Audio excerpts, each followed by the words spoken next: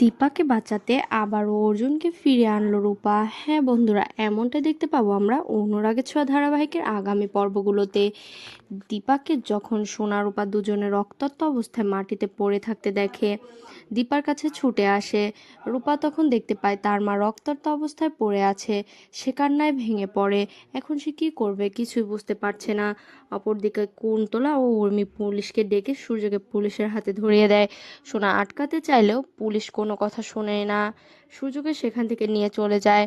সকলে মিলে দীপাকে ধরে হাসপাতালে নিয়ে আসে।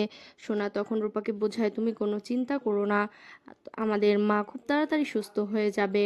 রূপা তখন বলে, মা সবসময় শুধু আমাদের কথাই ভেবে এসেছে, কখনো নিজের কথা ভাবেনি। আমি বারবার বলেছিলাম তুমি এমন কিছু কাজ করো না যাতে তোমার জীবনে ঝুঁকি থাকে, কিন্তু মা আমার কথা শোনেনি। মা আমাকে বলেছে তার পরিবারকে বাঁচাতে সে নিজের জীবনটাও দিয়ে দিতে রাজি আছে।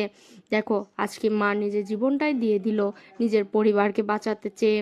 কিন্তু তবুও শুধু সবাই মাকে ভুল বুঝে যায়। কিন্তু মা নিঃস্বার্থভাবে আমাদেরকে ভালোবেসেছে, নিজের সবটা উজাড় করে দিয়ে। সোনা রূপাকে শান্ত করার চেষ্টা করলেও কোনোভাবে রূপা শান্ত হয় না। তখনই হসপিটাল থেকে জানানো হয় যে এখন কোনো বড় ডাক্তার নেই যে এই অপারেশনটা করতে পারবে। এটা শুনে রূপা আবারও ভেঙে পড়ে।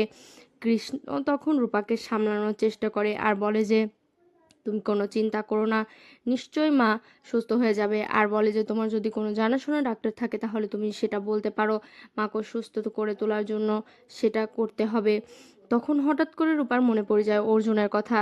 তার মাকে এর আগেও অর্জুন বাঁচিয়েছিল। তখনই অর্জুনকে ফোন করে বলে যে অর্জুন তুমি ফিরে এসো, মাকে বাঁচাতে হবে, মা মৃত্যুর সাথে লড়াই করছে। সবটা যখন অর্জুনকে খুলে বলে তখন অর্জুন বলে তুমি কোনো চিন্তা করো না, আমি এক্ষুনি ফিরে আসছি, আমি দীপাকে সুস্থ করে তুলব। অবশেষে অর্জুন রূপার সাথে কথা বলে আবারও ফিরে আসে এবং দীপার অপারেশন করায়। অপারেশন সাকসেসফুল হয়।